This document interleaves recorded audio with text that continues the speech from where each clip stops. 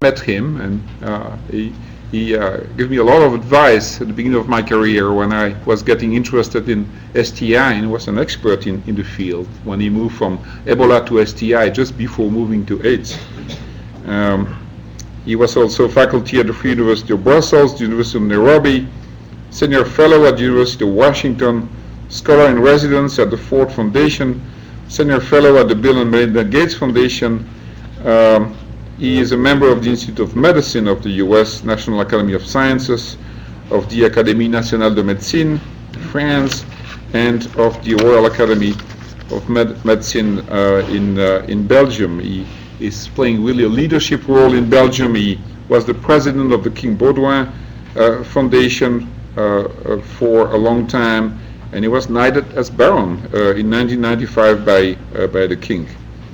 In addition to that, because life is not that short for you, you published over 500 scientific articles and 16 books, so there was really no time to lose to do all that. I'm very pleased to have Peter Piot with us today. Peter?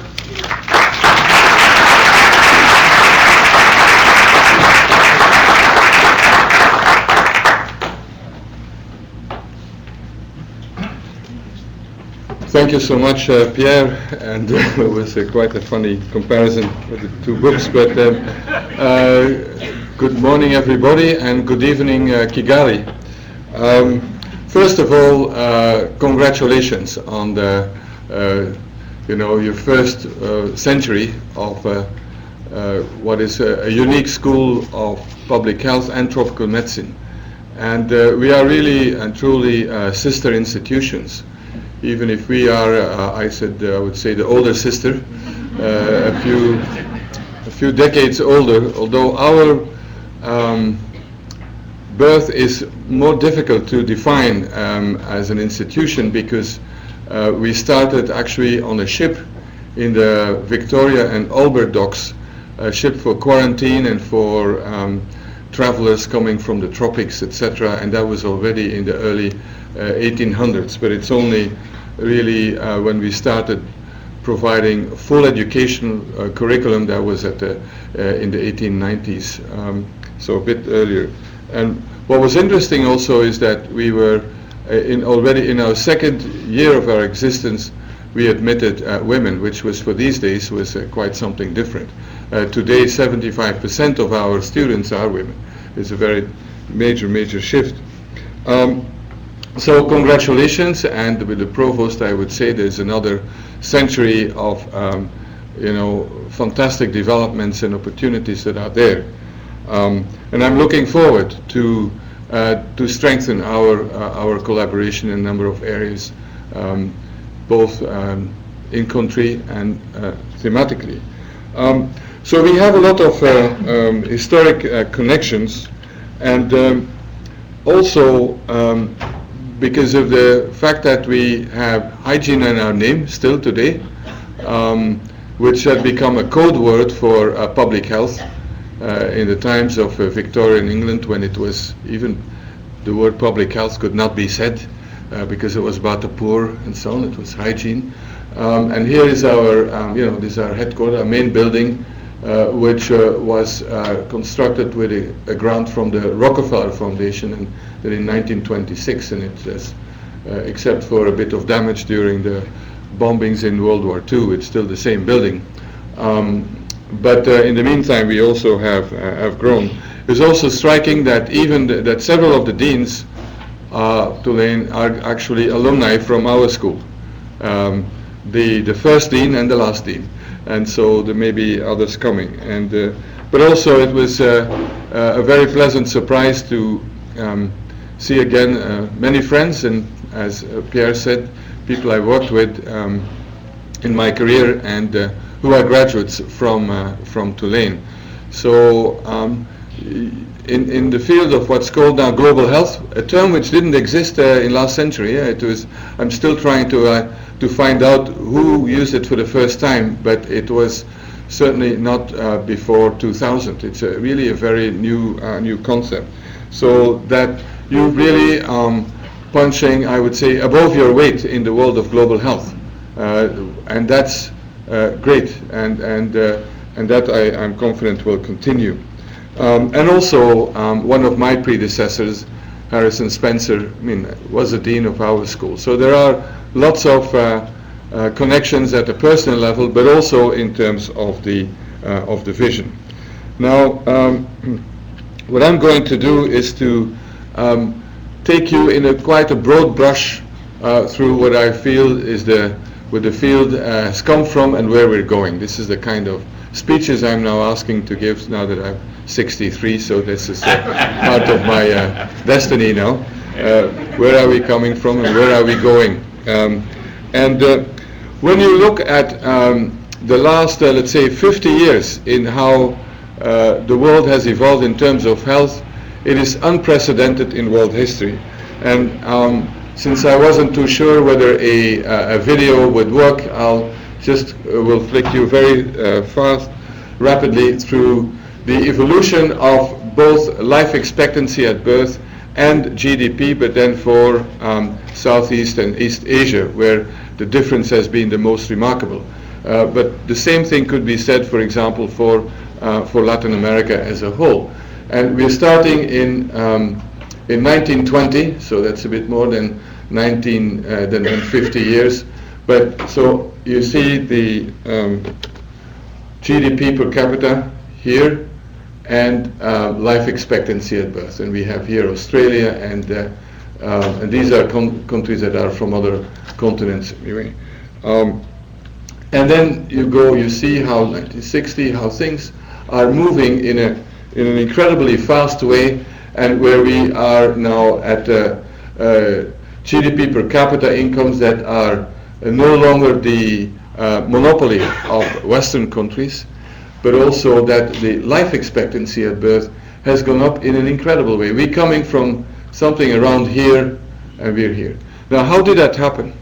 How did that happen? There's obviously a relationship between wealth and health, no doubt about that. There were a number of game changers, people who are technology freak. They like to think that it's because of a vaccine or because of a technological breakthrough that made a difference. And undoubtedly, that has been the case. I mean, vaccines have had an incredible impact on child survival, but also there's two infections that are now eliminated, one for humans, and that's smallpox. And in the field I worked in myself, the availability of antiretroviral therapy that as of 1996 was a game changer.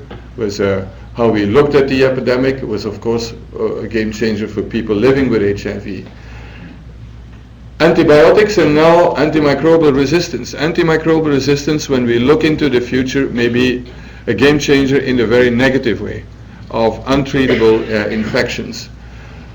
Then these are technological developments, if you want, or developments linked to an agent. But then we also have societal and behavioral differences.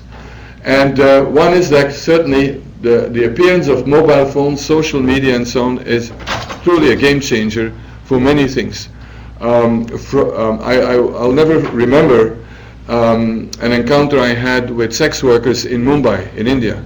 It was during the cricket match between Pakistan and India, and since I don't understand a thing about cricket, despite the fact that I live in London, I said, okay, all the the men were all watching cricket, so I went to sit down with the sex workers, who was part of an HIV project, not denying them from any business also, because we have to think of that as researchers. And I asked them, what's the biggest difference in your life now? And that this project, this was sponsored by the Bill and Melinda Gates Foundation, and they said, one, we have an identity, we exist, because they had an identity card, and two, they had a mobile phone with which they were doing business. They could transfer money, receive money, do some marketing and all that, and eliminate the middlemen, in this case the pimps and all that. And it's really a tool for empowerment of the women, to use that term. But that's because it's my field. When you're in AIDS, you always have this kind of stories. But it's definitely a social revolution that we don't know yet where it's going to end, and we see it already in the classroom with students, of course. Smoking undoubtedly has had the biggest impact on health of the last century. And at the current trends, it will be responsible for 1 billion deaths. But we also saw at least in some countries, that the anti-tobacco movement is also a game changer. I remember in Belgium at some point I was member of what's called the High Council on Health. And there was a package of cigarettes and small cigars on the table for each member. This is not, I'm not that old, And today, just an offering cigarettes, which was kind of cool a long time ago, that is absolutely out now. So what I want to say is that it's not only, game changes are not only technological developments, but also societal issues. And then, and I'll come back to that later, but current diet changes and changes in lifestyle are probably a game changer that is sometimes looks like collective suicide. But what actually made really the difference is where the stars were aligned among at least, let's say, 4 systems in a sense. Science, scientific breakthroughs, systems to deliver them on the ground, and that can be health services, but it can also be social systems or public health systems. The politics have to be right, because that's where the money comes from, and sometimes decisions have to be made against mainstream, and I would say the whole issue of empowerment and development in general. Now, politics that's not based on some solid science can be really risky, but science without the political dimension will have zero impact. So all this has to be in place, and that's what has happened for certain areas of the last decades. Now, before I move into the future and the new global health, to say so, let's not forget that there is still a huge unfinished agenda. And I know that you do a lot of work on that here at Tulane. The fact that there are still, let's say, 300 or 400,000 women dying while giving birth is not only an unfinished agenda, it's a huge scandal, violation of human rights, and is something that shouldn't happen. It was the case all over the world. But it is still there, and we can do much better, and that's an agenda that is where we still have a lot to do. Even with, on under 5 mortality, major progress, but when it comes to, let's say, particularly neonatal mortality, we still have a long way to go. We still have major epidemics of infectious diseases, AIDS, malaria, and TB, the main ones, but respiratory tract infections, diarrhea, etc., killing millions of people, particularly children.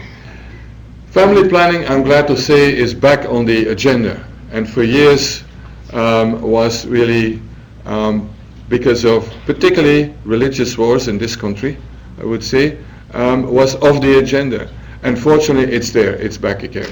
And this is not so much for me a matter of population control, because I think that's the wrong approach, but it's about, again, about making sure that everybody has the family and the size of family that is the best for them, and also corresponds to the means they have. And so this is back, but it's still a huge unfinished agenda in many countries. Malnutrition. Today, malnutrition used to be identical with undernutrition. Today it is mal being bad nutrition, but undernutrition is still a big issue.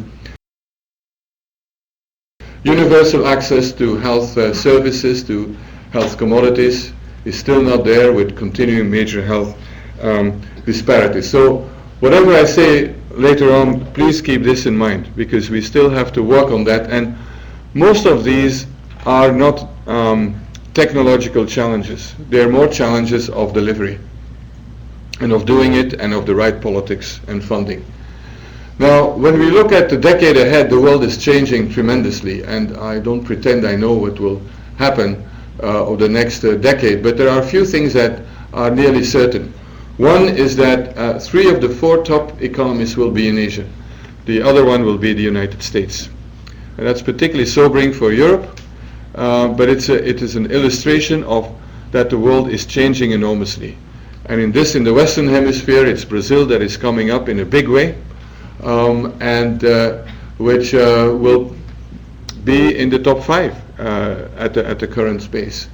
So that is a complete change in terms of geopolitical and economic power relations, and with impact also on what we are doing.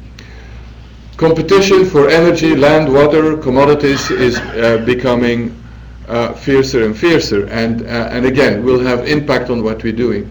Climate change, I don't have to tell you what's here in New Orleans, despite the fact that there are still skeptics. I mean, it's a fact of life, and it's probably underestimated. It's accelerating, but it may have different expressions than we actually anticipated, and I'll come back to that. Demographic growth is continuing, even if it's slowing down, but a major aspect is the aging of the population, a result of our success, with enormous challenges for many societies, not only in high-income societies but others. Now, also for our type of work in higher education and research, the education and R&D landscape is evolving tremendously. I mean, it's still dominated by particularly the United States, to a certain extent also the UK and Europe, but when you look at not only at the world rankings of universities, but also with outputs in terms of R&D and the attraction of the best students, we see that particularly Asia is coming up in a big way, in a big way. And so we're going to a far more, let's say, multipolar world in terms of educational excellence, far more competition, but from my perspective also far more balanced opportunities for collaboration. And it should enrich us, because the perspective of, of one culture can enrich the perspective of another culture. And finally, an overall growing interdependence. So I really applaud the vision of the school here at Tulane of turning the school into global. Because global is not somewhere away, far away. Global means here and there. And there is no way today that you can deal with most problems without taking into account the global context, even if at the end of the day also the action is local. So that's something that is very strong and a strong feature for the future. So we're getting into a new agenda for global health, and my number one point here is deliver the unfinished agenda. And it's not because new issues come up that we should assume that the rest will solve by itself. But the biggest one in terms of new health issues are undoubtedly chronic diseases and mental health, and I'll spend some time on that. And there is a session here, as you know, was this morning. But then there are areas that I think we should pay far more attention to. And that one is that the fact that a few years ago, the world's population crossed a symbolic threshold, and that is now today over half of the world's population are living in cities, in big cities. Now, many of these cities, particularly in low-income countries, have grown tremendously without any improvement in their infrastructure. We have now cities of 1 million or more people with really still no electricity, with no access to water and all that, clean water. And there are also opportunities, because people are together and it's easier to reach with whatever we have. But there also, it is an area of study and of intervention that I think we should pay far more attention to. Climate change and water, I'll come back to that. More effective health systems. Basically, in high-income countries, all health systems are on a kind of train wreck scenario. I'm not a pessimist, absolutely not in general. But regardless of the system, whether it's entirely publicly funded, like in the United Kingdom with the the National Health Service, or entirely privately funded or so. We are all struggling with skyrocketing healthcare costs that are not sustainable at this rate.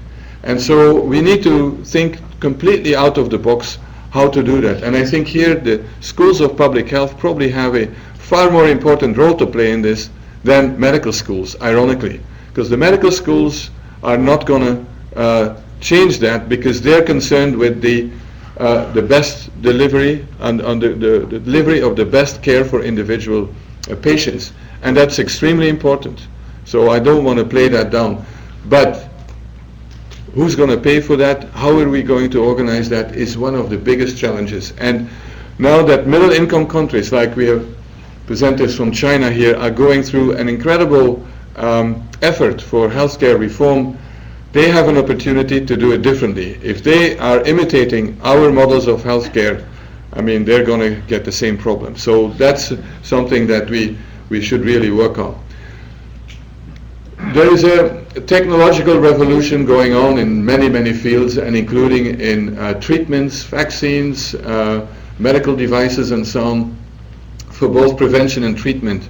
How are we going to deliver that, and at an affordable cost? And that is another agenda that we should really think through, not only on innovation, but also how we go in terms of tools, but also innovation in terms of delivery. And then finally, after all, I'm an infectious disease guy. I mean, there is no doubt that new pathogens will continue to emerge. I mean, we saw it again, I think it was last week in the New England, there was an article on a new form of SARS, a new coronavirus coming from Saudi Arabia. I mean, it's going to continue, and some of that has to do with, with the fact that we have better ways of detecting them, but also the fact that many of these viruses are coming from animals and so on, and so we should be prepared for that. So now a few words more in detail. So this is, when you look at the evolution of our species, I'm afraid that that's what's going on, and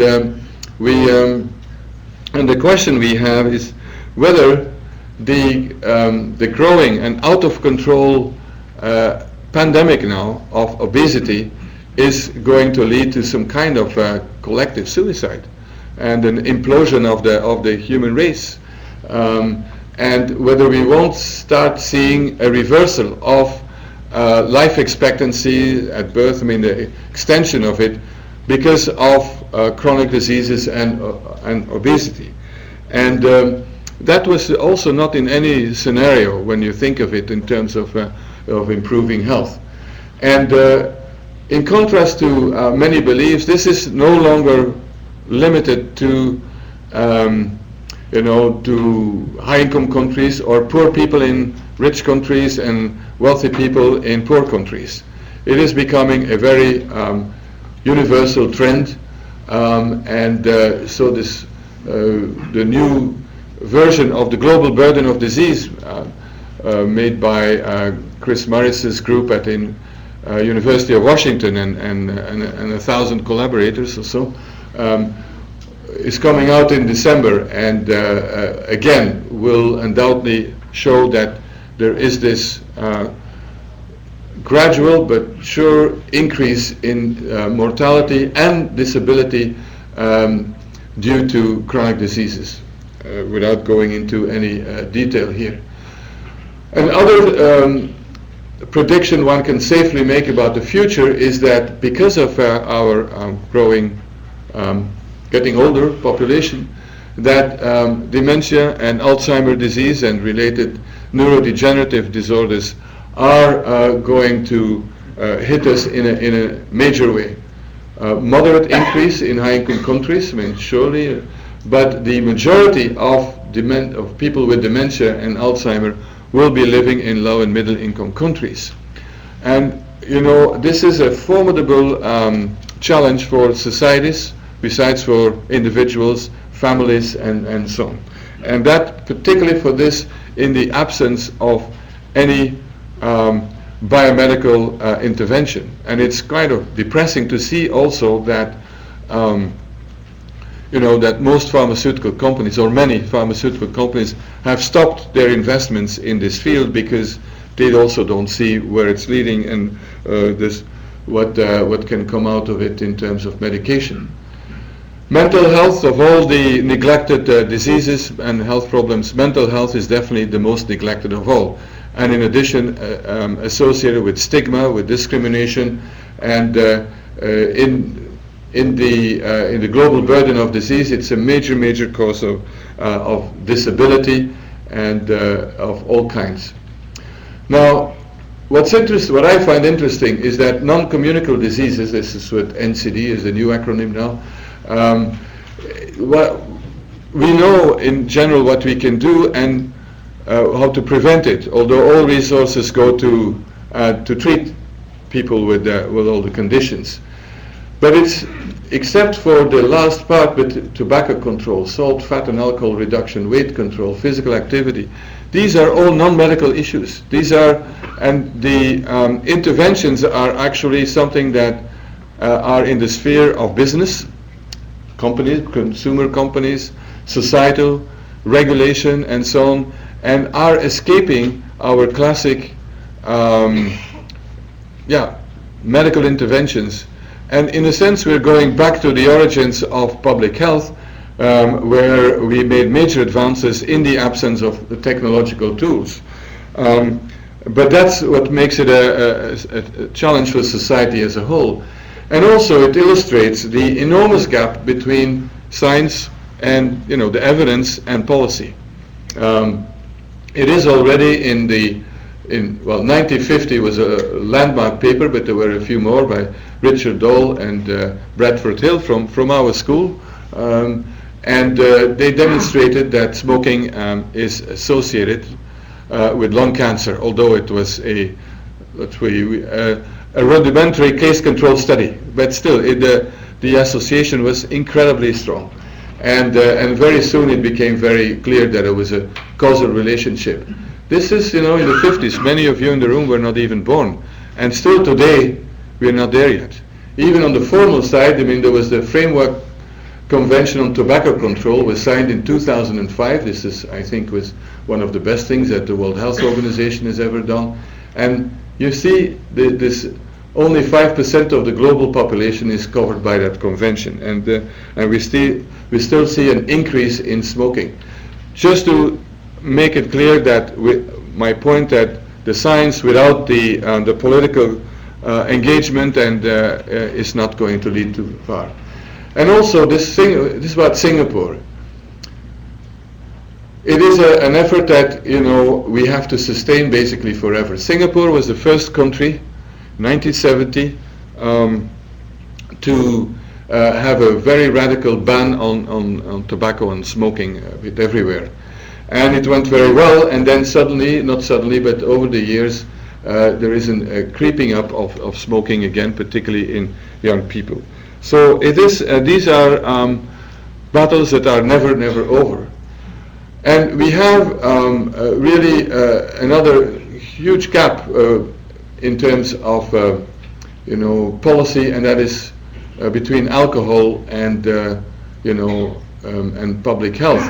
In the UK at the moment, we have an epidemic of liver cirrhosis, entirely due to an epidemic of drinking, starting with the baby boomers. They are now getting liver cirrhosis. We have the highest rates in Western Europe, outside the former Soviet Union, and I would say in Eastern Europe, it's a catastrophe. The damage done by alcohol is just amazing. But there are successful interventions, like in the UK on a societal-wide level.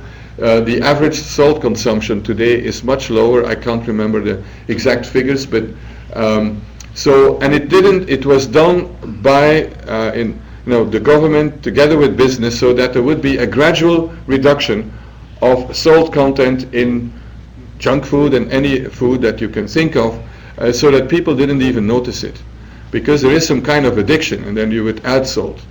So that's a success story, I would say. And now we have the first fat tax, as it's called. It's in Denmark. food products are now taxed quite considerably in function of the health damage that they can make. And this is particularly about trans fat. Smør in Danish means butter. Not very popular, but it's courageous. And then, of course, we have Michael Bloomberg, with this commissioner for health, Tim Farley, who is a graduate. Well, not graduate, but he was in the faculty of the school. Also graduate, yes. Being a pioneer. New York City is really a pioneer. And remember that it had some of the worst life expectancy in the country. Until, I can't remember, 30 years ago, 20 years ago, and now it's gotten to the top. So it's possible in a few decades to change entirely the health status of a population due to strong policies. And that's a major lesson for us in public health. Now, an area that I think you are unfortunately at the forefront of, and that is impact of climate change, extreme weather events, and so on, and health. It's clear that that's happening more and more, and that it has an impact on health, but we really haven't fully understood yet what are all the health implications and how to deal with it. And I think here I would like to applaud also how the school has managed, to say so, the aftermath of the Katrina event, and also how to turn a catastrophe into an opportunity. And I can see you as a center of experience, of research and wisdom, how to deal with natural disasters. And unfortunately, all I can say is that you have a great future if you go into this field, because it's happening more and more all over the world. And again, I won't have time to go into it. In terms of health systems, I think here the paradigm shift that we need in the first place is that we should focus on well-being and on health rather than on illness. I always say in the United Kingdom we should call what we do in the ND as the National Disease Service, because it's not a national health service. We don't deal with health, we deal with disease. And as long as we're not going to do more upstream, we are going to go into this out of control bills for health. And I think there the pressure will come from Treasury rather than from the health professionals. And it is also about access of new technologies. This is about some of the work that I've been associated with, and that is the price of antiretroviral drugs, so to treat people with HIV in low and middle income countries. They came on the market in '96 and in the US, and then it became available on the market immediately, mid '96. Then there was the Ryan-White Act and so on. There were mechanisms so that people could have access to it. It was not perfect, but still there was a major effort. But for the majority of people with HIV, it was not an option, because it was, here these are the figures for Uganda. In '98, 1 year of antiretroviral therapy was costing $12,000 per person per year. Forget about it. This is not only a few individuals can afford that. And then we started with in UNAIDS with what's called Drug Access Initiative, brought it down to about $7,000. You could say not bad if you can negotiate that way, but still beyond reach of most people, except in a country like Brazil, which was the first country that said, at the expense of the government, taxpayers, all citizens in need will get free access to it. That was a purely political decision. But then it took years, a few more years, to bring the price down to about $2,000. And then generic companies, this was kind of negotiating with the pharmaceutical industry. And then generic companies from India particularly came on the market globally. And that increased the pressure. And now, to make a long story short, you can buy basically the same drugs for something between $100 and $300 per person per year in Uganda. And I'm not saying that that's a model that can be followed by everything, but it's an example of a new tool, a medicine in this case, still under patent, and that became available at a production plus cost in low income countries. And the deal here was that we need industry to produce new drugs, no doubt about that. The patent system is a way to generate a return on the investment for all the risks. But in return for that monopoly, companies are now increasingly making available these drugs at a lower price in low-income markets. Now, sometimes you hear all this, innovation. Many countries they're not there yet. The tradition in public health has been third-rate technologies for third-world countries. It's a bit like first, let everybody have a landline, and then we can start talking about introducing the mobile phone, the cell phone. We all know what happens and what happened. There are now, I think, 4 billion mobile phones in the world. Some people have 2, but it means that very poor people also have access now to mobile phones. And here, this is a story that I picked up from a website, the African Space Trust, which I find interesting also because there are people thinking about space in Africa. And you see the picture in Tanzania. Still very low coverage of electricity in rural Tanzania, generators very inefficient and ineffective, high cost of fuels, an occasional solar panel, that could be the solution, but it's not there. But you go into any village and you enter a bar and they're watching the British football, soccer competition. They know every single player of Manchester United, Manchester City and all that on huge screens. And it's there. There's a generator doing it. Mobile phone coverage is now 70 to 80%. This is a few years later. And there is better 3G mobile coverage than in Manhattan. So this is the situation we're dealing with today. And so it's time, I think, only about the delivery of innovation, but also innovation of delivery. And this is where business schools, when you think into the framework of a university, a business school has an equally important role to play than a school of public health, thinking through about out of the box how to deliver goods for health.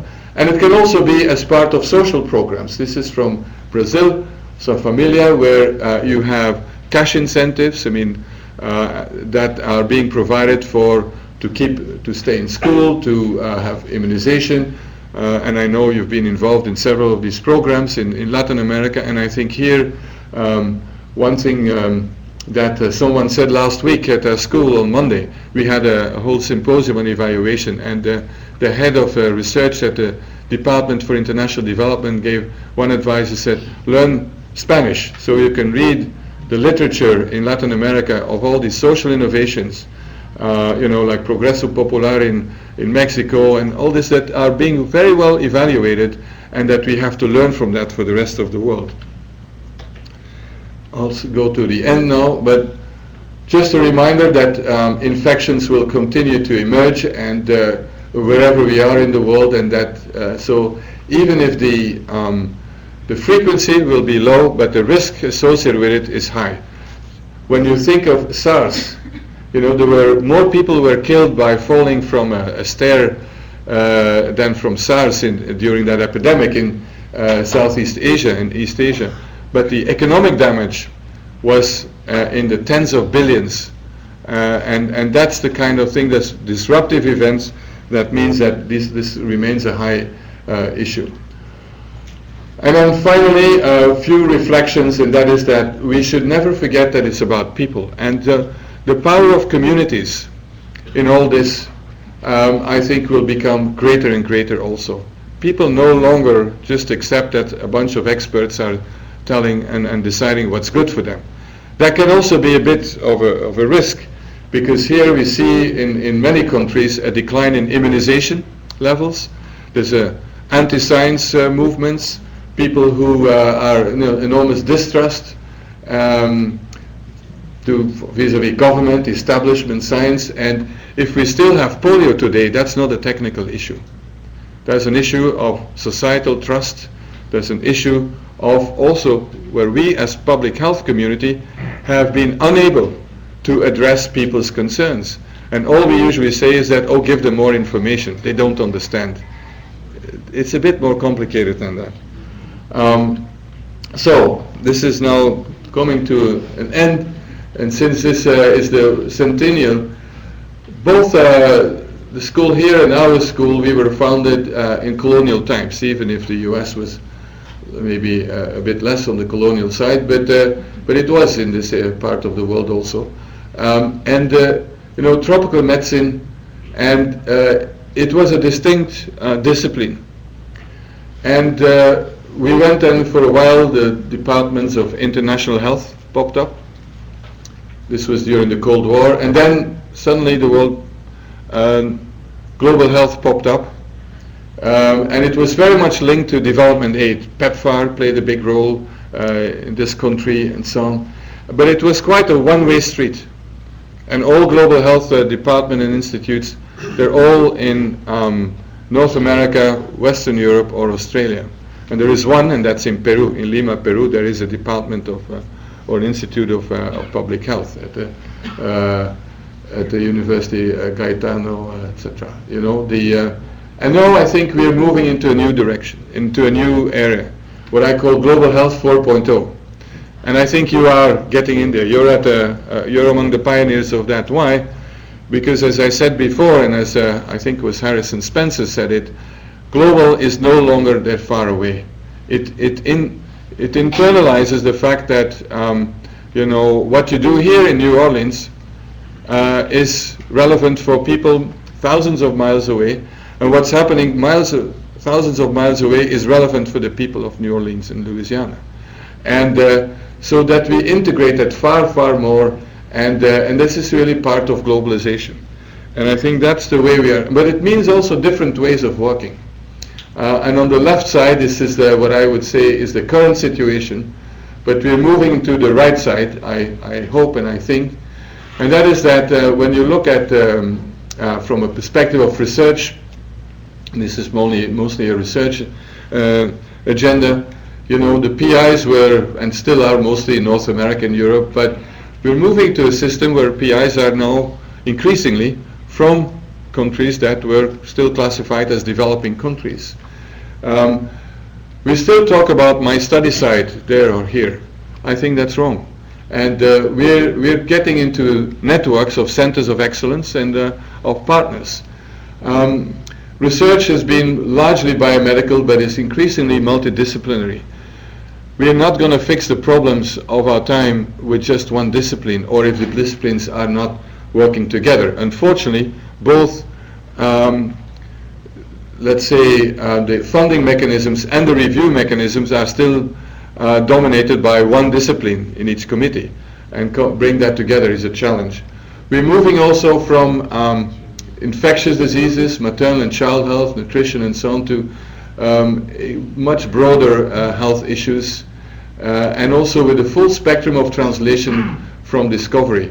A few months ago, the University of Cape Town announced a new compound, discovered in Africa, a new compound against malaria. It was the first time it came in. But let's not forget that the main treatment for malaria today came from Chinese traditional medicine. And so, again, we are moving not only in a global health type of collaboration where the innovation, the discoveries are made in the West, and then we try to test it out in the field somewhere else. That time is over. And so we are really also going into an area of far more globalization of this whole spectrum of research. And I think that I'll stop here, but just to say that I think as schools of public health and global health, tropical medicine, of course traditionally we have the development of a science base is our core business. I put here relevant education for tomorrow, but increasingly we need to include non-health sectors. We need to go beyond our classic public health thinking and comfort zone.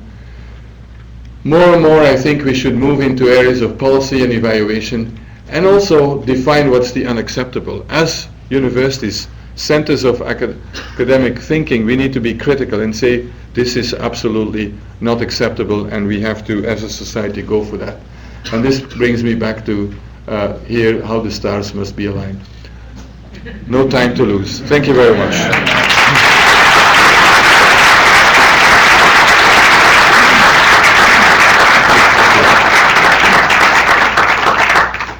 Thank you so much, Peter. Excellent. We had this morning one symposium on disasters, one on chronic diseases at 1:30, one on infectious diseases, and one on health systems. So we are kind of reassured that we share the same vision. Before going to the symposia,